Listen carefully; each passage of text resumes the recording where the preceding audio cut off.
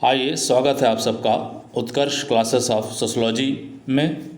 आज हम देखेंगे संरचनात्मक प्रकार्यात्मक परिप्रेक्ष्य के अंतर्गत पार्सन्स के विचार। यह वीडियो विशेष तौर पर MA third semester course code SOC 510 unit 1 Deendayal Upadhyay Gorakhpur विश्वविद्यालय गोरखपुर के सिलेबस से संबंधित है। ये वीडियो पार्ट 1 के रूप में आ रहा है, जिसमें सामान्य तौर पे आपको ये बताने का प्रयास किया जाएगा कि संरचना क्या है, सामाजिक संरचना क्या है, संरचनावाद क्या है और प्रकार्यवाद क्या है। इसे समझने के बाद हम पार्सन्स के विचार को देखने का प्रयास करेंगे। वीडियो अगर पसंद आए तो वीडियो को लाइक करिएगा, वीडियो को शेयर करिएगा और चैनल को सब्सक्राइब ज़रूर कर लीजिएगा ताकि आने वाले वीडियोस के नोटिफिकेशंस आपको मिलते रहें। तो आइए शुरुआत करते हैं Utkarsh classes of sociology by Umesh sir. तो जैसा कि आपको बताया गया, आज का जो हमारा टॉपिक है संरचनात्मक प्रकार्यवादी परिप्रेक्ष्य। संरचनात्मक प्रकार्यवादी परिप्रेक्ष्य, स्ट्रक्चरल फंक्शनल पर्सपेक्टिव्स।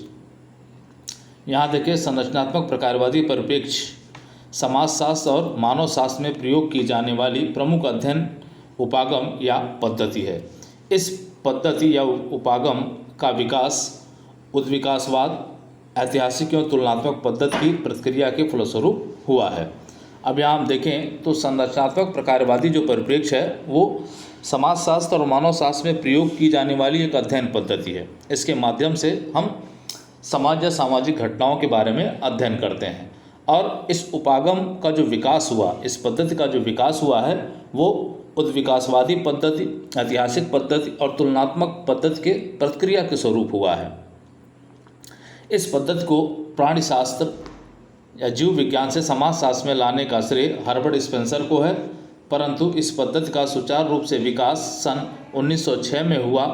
1906 में तब हुआ जब रेडक्लिफ ब्राउन ने अंडमान द्वीपवासियों का तथा सन 1914 में मेलिनोवस्की ने मलेशिया के लोगों का अध्ययन इस पद्धति के द्वारा किया।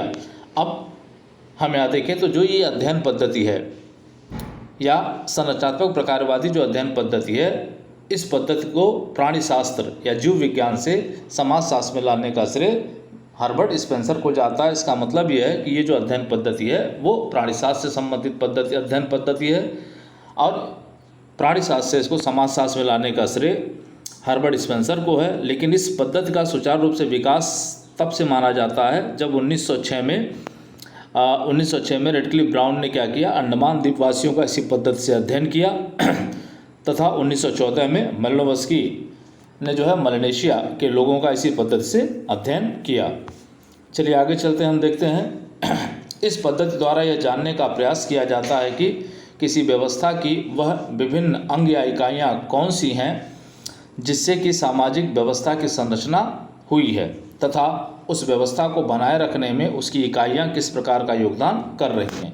अब इस पद्धति या इस अध्ययन पद्धति में हम जानने का क्या प्रयास करते हैं, तो इस अध्ययन पद्धति में हम ये जानने का प्रयास करते हैं कि कोई भी व्यवस्था जो बनी हुई है वो किन इकाइयों या किन अंगों से मिलकर बनी हुई है और उस व्यवस्था को बनाए रखने में जो उसके अंग हैं, जो उसकी इकाइयां हैं, वो किस प्रकार से योगदान कर रही हैं या किस प्रकार से उसका सहयोग कर रही हैं ताकि सामाजिक व्यवस्था बनी रहे। संरचनात्मक प्रकार्यवादी पद्धति को समझने के लिए आवश्यक है कि पहले संरचना, सामाजिक संरचना और प्रकार्यवाद को समझ लिया जाए। अब यहाँ देखें कि अगर हम संरचनात्मक प्रकार्यवादी या प्रकार्यात्मक पद्धति को अगर हम समझना चाह रहे हैं तो 2-3 चीज़ें जानना आपके लिए बहुत ज़रूरी हो जाता है और विशेष तौर पे वीडियो इसीलिए बनाया गया है कि चीज़ों को संक्षेप में हम समझ लें, तब हम पार्सन्स के संरचनात्मक प्रकार्यवादी परिप्रेक्ष्य को हम समझेंगे। तो इसमें देखें तो संरचना को समझना जरूरी है, सामाजिक संरचना को समझना जरूरी है और प्रकार्यवाद को भी समझना ज़रूरी है। तो आइए बारी बारी से सामान्य तौर पर इसको देख लेते हैं हम। तो यहाँ देखें संरचना या ढांचा क्या है। संरचना या ढांचा क्या है, तो यहाँ देखें प्रत्येक भौतिक वस्तु की संरचना विभिन्न इकाइयों या तत्वों से मिलकर बनी होती है। यह इकाइयाँ या तत्व क्रमबद्ध एवं व्यवस्थित रूप से परस्पर एक दूसरे से संबंधित होते हैं, जिसमें अपेक्षाकृत स्थिरता पाई जाती है। अब ये कहा जा रहा है कि जितनी भी भौतिक वस्तुएं हैं, उन भौतिक वस्तुओं का जो निर्माण होता है, जो संरचना होती है, वो विभिन्न इकाइयों या तत्वों से मिलकर होती है। यह इकाइयाँ या तत्व जो है, यह भौतिक वस्तुएं इकाइयों या तत्वों के ढेर नहीं होते, बल्कि उन इकाइयों या तत्वों में क्रमबद्धता पाई जाती है, एक व्यवस्थित रूप पाया जाता है, परस्पर एक दूसरे से वो व्यवस्थित रूप से संबंधित होते हैं और अपेक्षाकृत उनमें अस्थायित्व होता है। तो उसे हम क्या कहते हैं? संरचना या ढांचा कहते हैं। अब यहाँ पे आप देखें कि उदाहरण ले, हम साइकिल के पुर्जे के ढेर को हम तब तक साइकिल नहीं कह सकते जब तक कि साइकिल के पुर्जे को यथास्थान क्रमबद्ध रूप से व्यवस्थित ना किया जाए। अब यहाँ हम देखें कि हम साइकिल लेने जाते हैं तो देखते हैं कि साइकिल के पुर्जे अलग अलग होते हैं। मिस्त्री क्या करता है कि उनकी सैंपलिंग करता है, जो भी पुर्जे उसके होते हैं उन पुर्जों को यथास्थान जहाँ जिस चीज़ की ज़रूरत होती है वहाँ उस चीज़ को लगाता है वो, अर्थात हैंडल की जगह हैंडल लगाता है, पैडल की जगह पैडल लगाता है, चैन की जगह चैन लगाता है, सीट की जगह सीट लगाता है इत्यादि। जितने भी उसके सहयोगी अंग हैं उसको वो यथास्थान क्रमबद्ध रूप से यथास्थान जो है वो फिट करता है।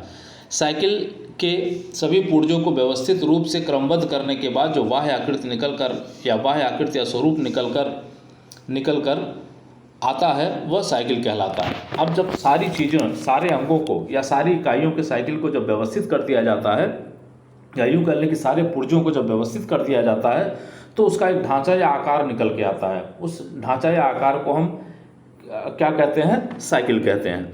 तो इस तरह से सभी वस्तुओं का निर्माण जो है वो विभिन्न इकाइयों या तत्वों से मिलकर होता है, लेकिन वो तत्वों का ढेर नहीं होता, इकाइयों का ढेर नहीं होता, बल्कि वह इकाइयाँ क्रमबद्ध और व्यवस्थित रूप से एक दूसरे से परस्पर संबंधित होती हैं, जिसमें अस्थायित्व होता है और इसी कारण से वो अपने प्रकार्यों को बेहतर ढंग से कर भी पाते हैं। आगे हम देखेंगे इसको। सामाजिक संरचना क्या है? अब संरचना हमने समझ लिया कि भाई ढांचा क्या है, संरचना क्या है। तो अब हम देखें कि सामाजिक संरचना क्या है। तो समाजशास्त्र में सामाजिक संरचना की अवधारणा का सर्वप्रथम प्रयोग हर्बर्ट स्पेंसर ने अपनी पुस्तक प्रिंसिपल्स ऑफ सोशियोलॉजी में किया है। अब जब समाजशास्त्र में जब हम सामाजिक संरचना की बात करते हैं तो संरचना की अवधारणा का सर्वप्रथम प्रयोग किया गया था किसके द्वारा? हर्बर्ट स्पेंसर के द्वारा। और इन्होंने सबसे पहले अपनी पुस्तक प्रिंसिपल्स ऑफ सोशियोलॉजी में इस अवधारणा का प्रयोग किया था।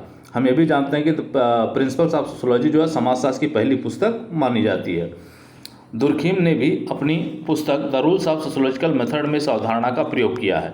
और इस अवधारणा या संरचना की अवधारणा या सामाजिक संरचना की अवधारणा का प्रयोग जो है वो इमाइल दुर्खीम ने भी अपनी पुस्तक the rules of sociological method में किया है। किंतु इन दोनों विद्वानों द्वारा संरचना की स्पष्ट व्याख्या नहीं की गई है।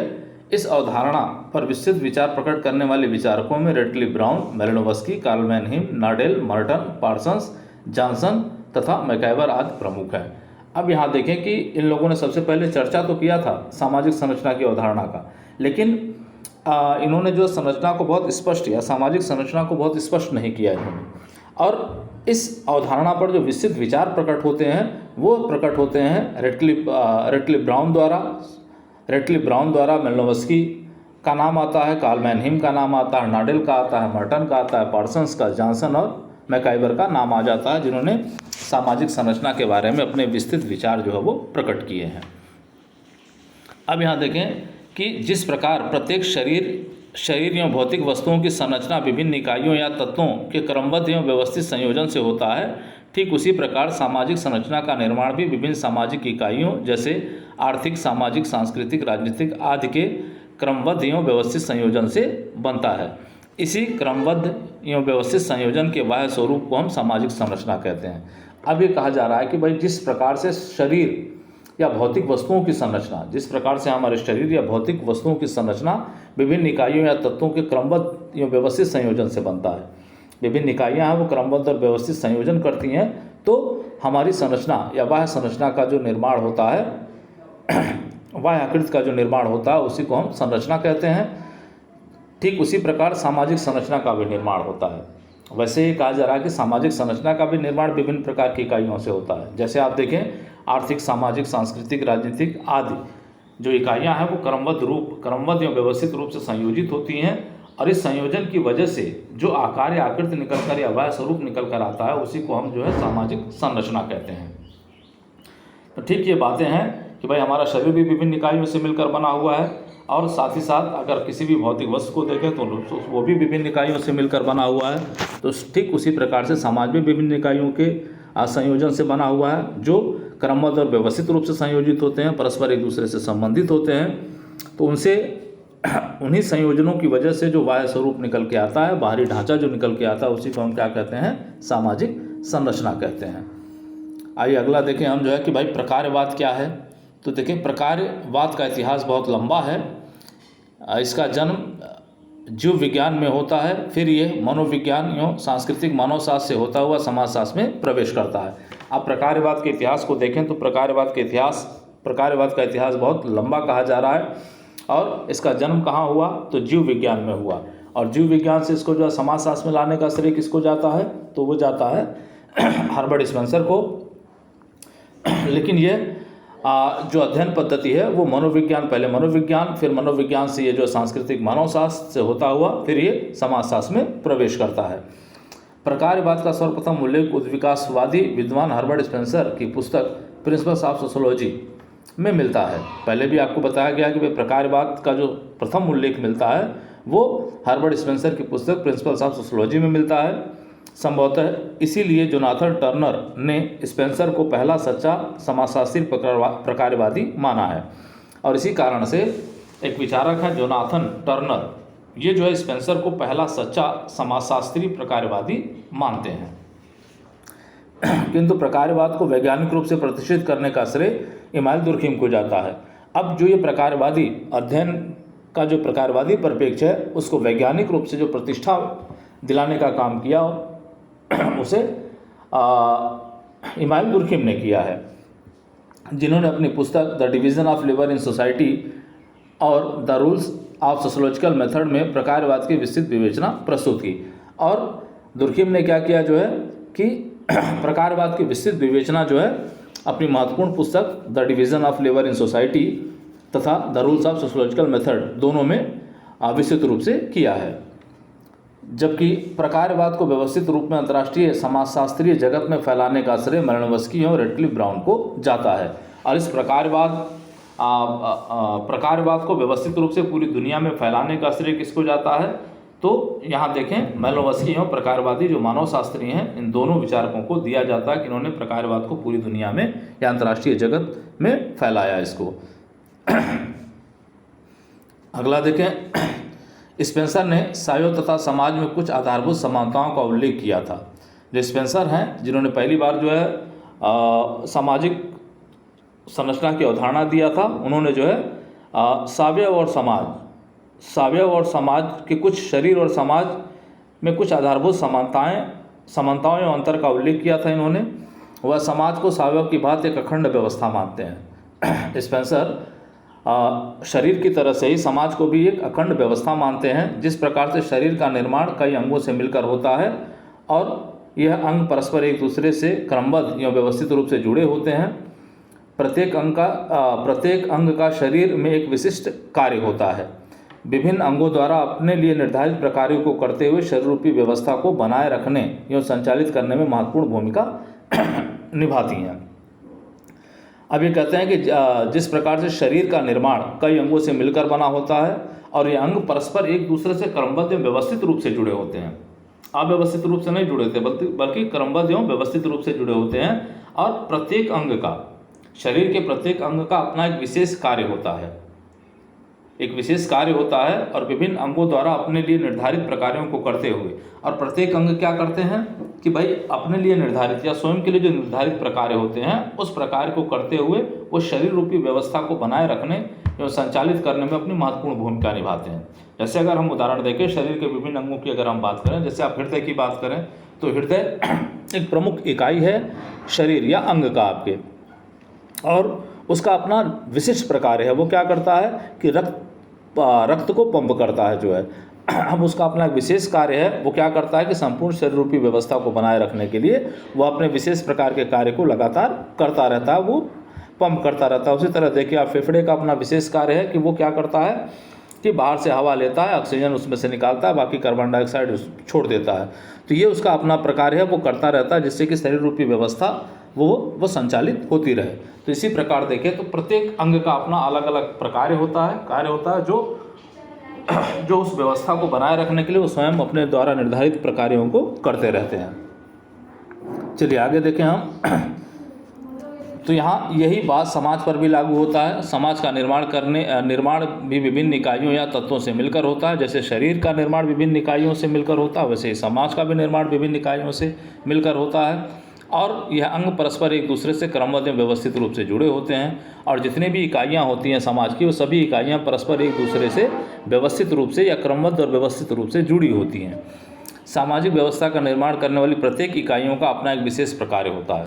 जो सामाजिक व्यवस्था का निर्माण करने वाली इकाइयाँ होती हैं, उन सभी इकाइयों का अपना एक विशेष प्रकार होता है। विभिन्न इकाइयाँ अपने लिए निर्धारित प्रकारों को करते हुए सामाजिक व्यवस्था को बनाए रखने एवं संचालित करने में अपना महत्वपूर्ण योगदान देती हैं। और ये विभिन्न इकाइयों के अपने प्रकार होते हैं, जो पूर्व निर्धारित होते हैं, उन प्रकारों को करते हुए वह सामाजिक व्यवस्था को बनाए रखने और उसे संचालित करने में अपना महत्वपूर्ण योगदान देती हैं। इस प्रकार सामाजिक व्यवस्था का निर्माण करने वाली इकाइयों या तत्वों का वह योगदान है जो व्यवस्था की निरंतरता एवं स्थिरता को बनाए रखने में प्रदान करती हैं। अब हम प्रकार किसे कहते हैं? तो प्रकार सामाजिक व्यवस्था का निर्माण करने वाली। प्रकार क्या है? तो सामाजिक व्यवस्था का निर्माण करने वाली इकाइयों या तत्वों का योगदान है। प्रकार क्या है? कि सामाजिक व्यवस्था का जो निर्माण करने वाली इकाइयाँ हैं, उस व्यवस्था को बनाए रखने में जो योगदान करती हैं, वही प्रकार है, जिससे कि सामाजिक व्यवस्था की निरंतरता और स्थिरता बनी रह सके या सामाजिक व्यवस्था को बनाए रखा जा सके। प्रकार द्वारा सामाजिक इकाइयाँ समाज की आवश्यकताओं को पूरा कर समाज में सामंजस्य एवं अनुकूलन बनाए रखने में सहायता प्रदान करती हैं। प्रकार द्वारा सामाजिक इकाइयाँ क्या करती हैं? इस समाज की आवश्यकताओं को पूरा कर समाज में सामंजस्य और अनुकूलन बनाए रखने में सहायता प्रदान करती हैं। तो ये प्रकार है। आगे आए देखें तो संरचनात्मक प्रकारवाद क्या है। अब ये बात होता है कि भाई ठीक है, हमने संरचना देख लिया, हमने जो है प्रकार देख लिया, तो अब संरचनात्मक प्रकारवाद क्या है। तो यहाँ देखें, समाज या सामाजिक घटनाओं को समाज की संरचना तथा उसकी इकाइयों के प्रकारात्मक संबंधों के आधार पर विश्लेषण हेतु प्रयोग की जाने वाली एक सैद्धांतिक एवं पद्धतिमूलक उपागम को सामान्यतः संरचनात्मक प्रकारवादी परिप्रेक्ष्य की संज्ञा दी जाती है। अब यहाँ देखें कि भाई जो समाज या सामाजिक घटनाओं को समाज की संरचना तथा उनकी इकाइयों के प्रकारात्मक संबंधों के आधार पर विश्लेषण हेतु प्रयोग की जाने वाली सैद्धांतिक पद्धति है संरचनात्मक प्रकारवादी परिप्रेक्ष्य। ये करता क्या है? तो समाज की संरचना का निर्माण किन इकाइयों से हुआ है और वह इकाइयाँ संपूर्ण सामाजिक संरचना को बनाए रखने में अपना क्या योगदान कर रही हैं, इसी का अध्ययन करने वाली एक विशेष पद्धति है संरचनात्मक प्रकार्यात्मक परिप्रेक्ष्य। चलिए आगे देखें। यह परिप्रेक्ष्य इस आधारभूत मान्यता पर आधारित है कि समाज या सामाजिक संरचना का प्रत्येक अंग या इकाई संपूर्ण समाज की संरचना को बनाए रखने के लिए निश्चित योगदान प्रदान करती हैं। संरचनात्मक प्रकार्यात्मक परिप्रेक्ष्य द्वारा समाज के विभिन्न अंगों जैसे समुदाय, संस्था, समिति इत्यादि के प्रकार को जानने का प्रयास किया जाता है। प्रकार सामाजिक इकाइयों का परिणाम है जो समाज की निरंतरता या अस्तित्व को बनाए रखने से संबंधित किसी आवश्यकता को पूरा करता है। अब यहाँ देखें कि यह परिप्रेक्ष्य किस मान्यता पर आधारित है। तो यह परिप्रेक्ष्य इस मान्यता पर आधारित है कि समाज या सामाजिक संरचना का प्रत्येक अंग या इकाई संपूर्ण समाज या संरचना को बनाए रखने के लिए एक निश्चित योगदान करते हैं। इसका मतलब है कि संरचना का निर्माण जिन इकाइयों या जिन अंगों से हुआ है, वह इकाइयाँ या वह अंग क्या करते हैं, जो है कि संपूर्ण सामाजिक व्यवस्था को बनाए रखने के लिए अपना महत्वपूर्ण योगदान करते हैं। संरचनात्मक प्रकारवादी परिप्रेक्ष्य द्वारा समाज के विभिन्न अंगों, अब ये संरचनात्मक प्रकारवादी परिप्रेक्ष्य या पद्धति करता क्या है, तो समाज के विभिन्न अंगों, जो समाज का निर्माण करने वाले जो विभिन्न अंग हैं, जिसे हम प्रमुख रूप से जैसे समुदाय है, संस्था है, समिति है इत्यादि को प्रकार को जानने का प्रयास करता है कि भाई ये सारी चीज़ें कौन सा ऐसा प्रकार करती हैं जिसकी वजह से संपूर्ण सामाजिक व्यवस्था जो है वो बनी रहती है। प्रकार सामाजिक इकाइयों का परिणाम है। जो प्रकार जो होता है वो सामाजिक इकाइयों का परिणाम होता है जो समाज की निरंतरता और अस्तित्व को बनाए रखने से संबंधित किसी आवश्यकता को पूरा करता है। चलिए आगे देखें। तो यहाँ देखें, इस परिप्रेक्ष्य द्वारा हम ये जानने का प्रयास करते हैं कि अमुक इकाई संपूर्ण व्यवस्था या समाज के अस्तित्व को बनाए रखने में क्या योगदान प्रदान करती है। अब हम इस परिप्रेक्ष्य, यहाँ परिप्रेक्ष्य कर लीजिएगा, हम इस परिप्रेक्ष्य में यह जानने का प्रयास करते हैं कि कोई भी सामाजिक इकाई या जिस सामाजिक इकाइयों से मिलकर कोई व्यवस्था बनी हुई है उसमें अमुक या कौन सी इकाई संपूर्ण सामाजिक व्यवस्था को बनाए रखने में अपनी कौन सी भूमिका निभा रही है, कौन सा योगदान कर रही है। इसका मतलब कि एक इकाई या जैसे आप संस्था को लें तो संस्था संपूर्ण व्यवस्था को बनाए रखने में क्या योगदान कर रही है, और समिति को लें तो एक अमुक इकाई को लेकर हम ये जानने का प्रयास करते हैं कि भाई संस्था किस प्रकार से संपूर्ण सामाजिक व्यवस्था के अस्तित्व को बनाए रखने में अपना योगदान कर रही है। इस प्रकार से हम इस अध्ययन पद्धति के माध्यम से ये जानने का प्रयास करते हैं। संरचनात्मक प्रकार्यात्मक परिप्रेक्ष्य का प्रयोग अनेक रूपों में किया गया है। संरचनात्मक प्रकार्यात्मक परिप्रेक्ष्य का उपयोग अनेक रूपों में किया गया, जैसे मालिनोव्स्की ने व्यक्तिवादी प्रकार्यवाद, दुर्कीम ने सामाजिक प्रकार्यवाद तथा रेडक्लिफ ब्राउन ने संरचनात्मक प्रकार्यवाद प्रस्तावित किया है। तो पार्सन्स ने सामाजिक संरचनात्मक एवं व्यक्तिवादी प्रकार के प्रकार्यवाद का समन्वय प्रस्तुत करने का प्रयास किया है। तो यहाँ देखें कि ये जो संरचनात्मक प्रकार्यवादी परिप्रेक्ष्य है इसको अनेक रूपों में विद्वानों ने प्रस्तुत किया है। उसमें प्रमुख रूप से देखें तो मालिनोव्स्की ने जो व्यक्तिवादी प्रकार्यवाद दिया है, इमानुएल दुर्कीम ने सामाजिक प्रकार्यवाद दिया है, रेडक्लिफ ब्राउन ने संरचनात्मक प्रकार्यवाद प्रस्तुत किया है। तो पार्सन्स ने क्या किया है, तो सामाजिक संरचनात्मक एवं व्यक्तिवादी प्रकार्यवाद का समन्वय प्रस्तुत करने का प्रयास किया है। इसका मतलब यह है कि जो सामाजिक संरचना है और जो व्यक्तिवादी प्रकार का प्रकार्यवाद है, दोनों को मिलाकर ये अपने सिद्धांत को प्रस्तुत करने का प्रयास करते हैं।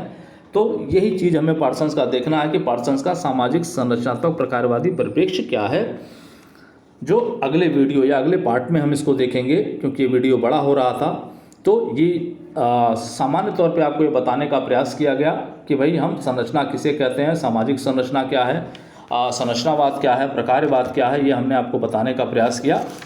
संभवतः अब जो दूसरा पार्ट हमारा होगा पार्सन्स का संरचनात्मक प्रकार्यवादी, वो आपको समझने में बहुत ही आसानी होगी। उम्मीद करते हैं वीडियो आपको पसंद आएगा। वीडियो अगर पसंद आए तो वीडियो को लाइक करिएगा, वीडियो को शेयर करिएगा और चैनल को सब्सक्राइब कर लीजिएगा आप लोग, ताकि आने वाले वीडियोज़ के नोटिफिकेशंस आपको मिलते रहें। जय हिंद, जय भारत।